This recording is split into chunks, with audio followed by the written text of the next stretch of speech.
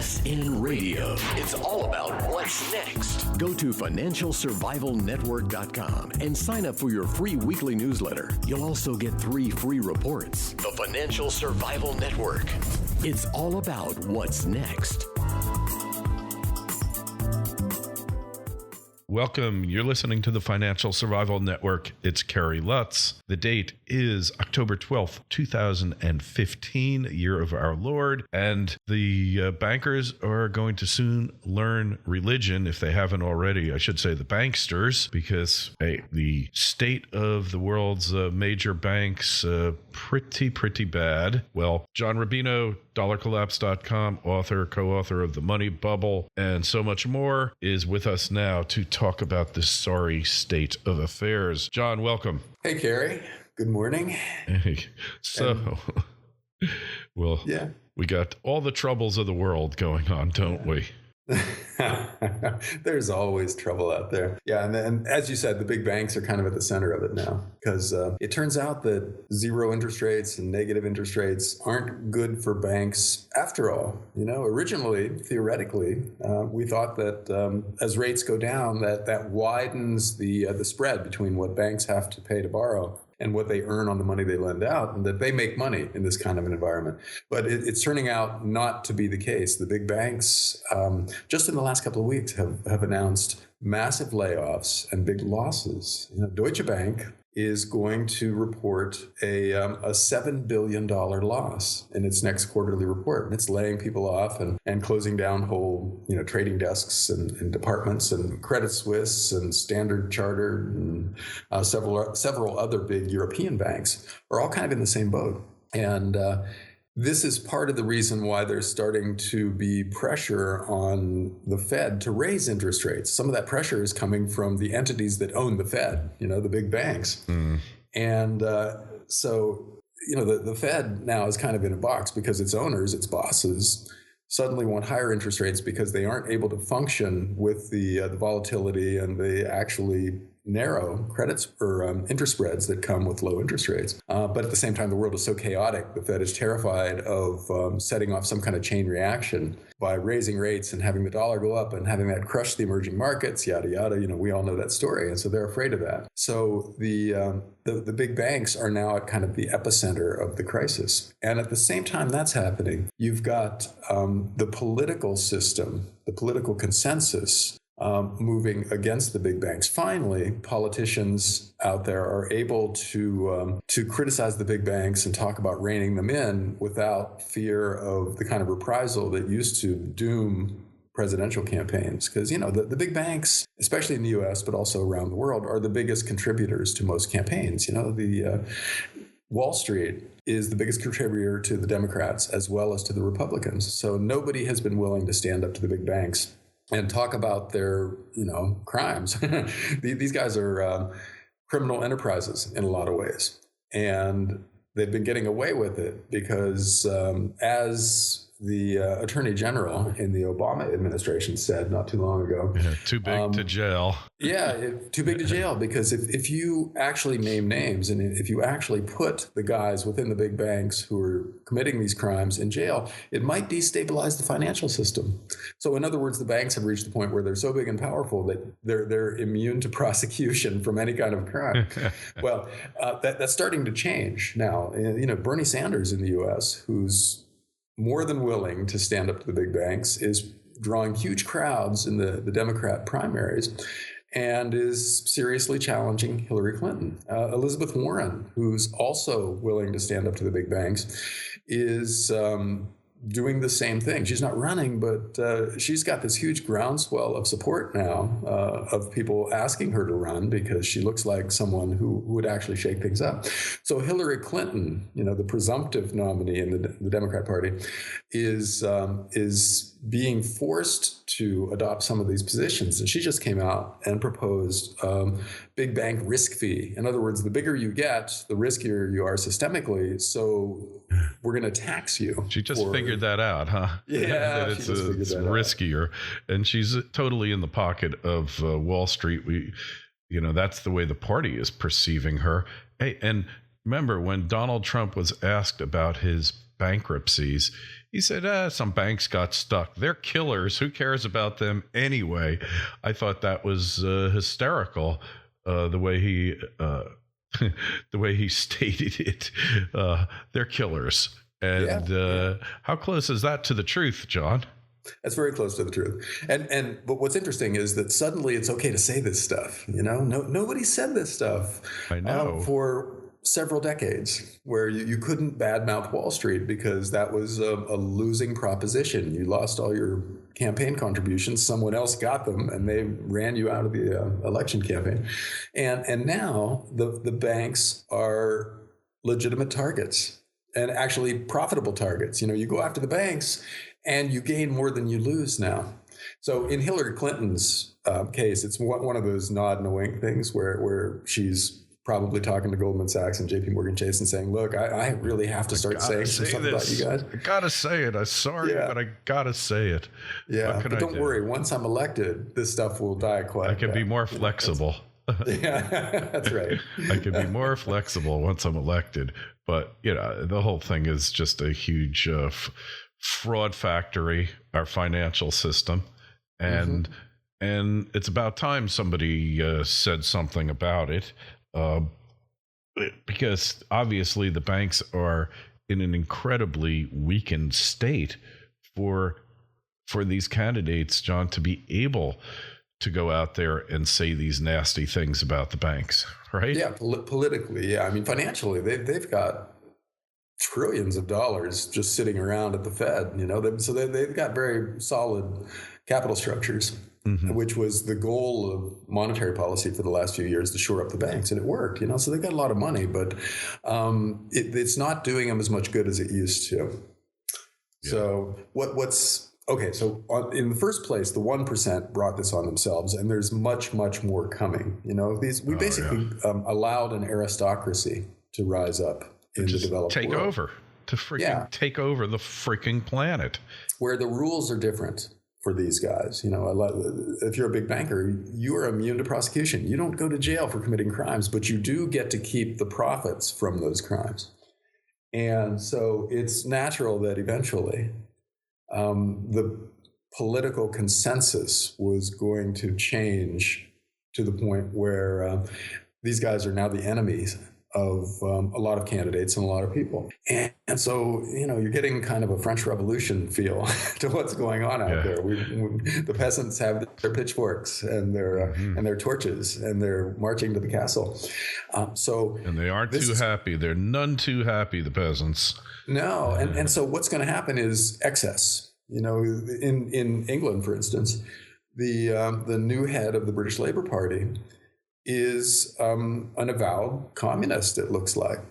And you've got in the U.S. Bernie Sanders, who calls himself a socialist, putting up big numbers. So when these guys win, and then we also have anti-Euro parties gaining strength from the right in Europe too. So when some of these guys start actually getting elected, which is what will happen if nothing changes, if the banks stay this powerful and this immune to prosecution, and the 1% continues to accumulate more and more of the wealth that used to belong to the 99%, these guys will actually start winning elections, and they'll put in place a lot of policies that obviously will be aimed at Wall Street and the 1%, redistributionist tax policies and massive increases of government spending.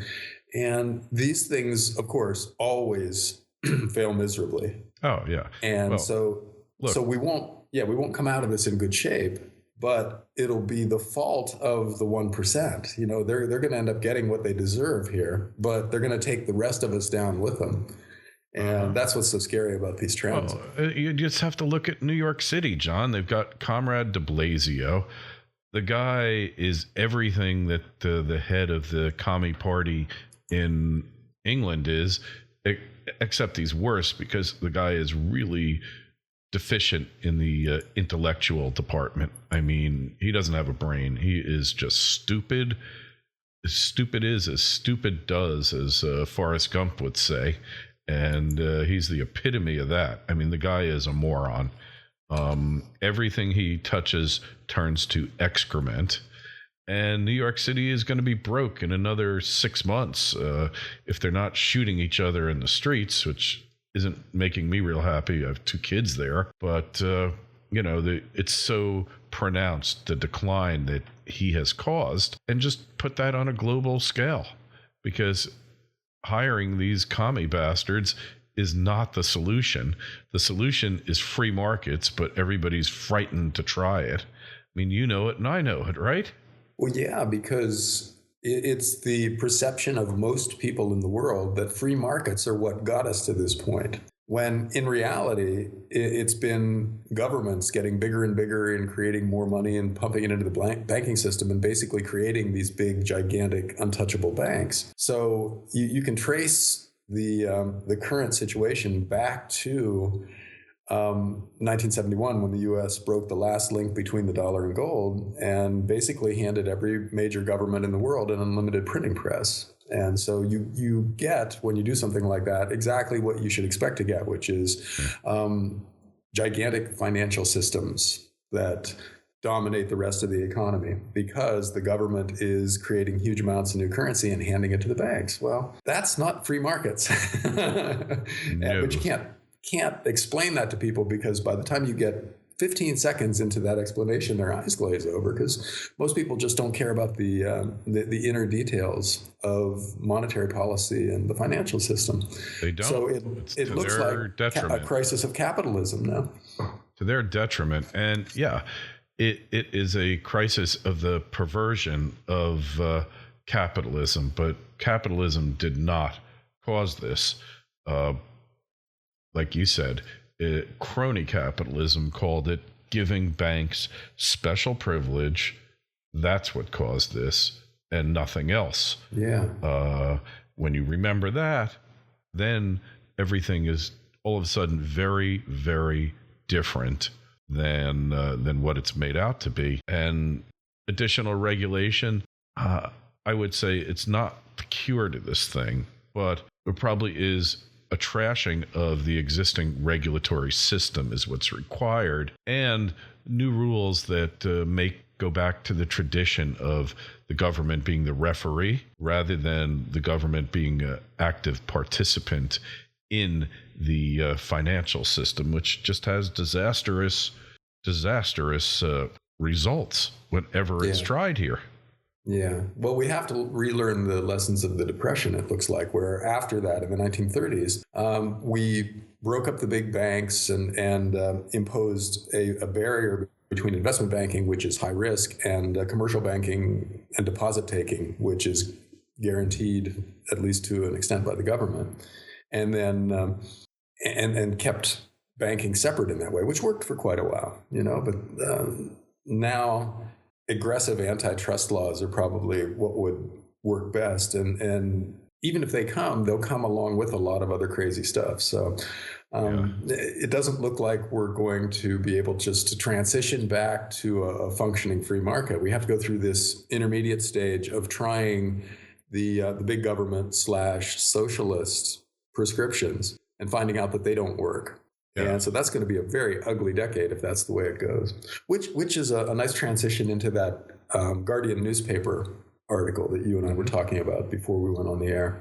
Yes. Yeah, this weekend, The Guardian, which is the newspaper in Britain that first published the Edward Snowden leaks. So we like those guys. Sometimes they're so lefty. They're so left. If they bent over any further left, I don't know where they would wind up. They're insanely left. Yeah, but they're a sign of things to come. Their ideas are about to win, I think. They published something over the weekend with the title, "The World Economic Order is Collapsing, and this time there seems no way out," which is a pretty intriguing concept, which it's consistent with what you and I have been talking about. Yeah. And their thesis is that the global banks now make most of their money by dealing with each other, which is true. And in the process, they create huge amounts of hot money that flows from one thing to another and disrupts the global economy, which is also true.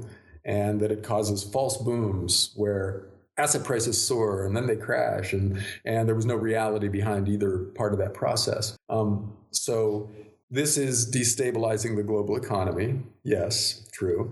There's no real way for central banks to police the system because it's global, whereas each central bank is national, which is also true. And unfortunately, from there, they present a solution. And I'll just read the paragraph because it's perfect. It's exactly what's coming. The world needs inventive responses. It needs a bigger, reinvigorated IMF whose constitution would reflect the global balance of economic power and that can rescue the emerging markets. It needs Western governments to launch massive economic stimuli centered on infrastructure spending. It needs new, smart monetary policies that allow negative interest rates. In other words, all the stuff that you and I have been talking about, Kerry, these guys are proposing.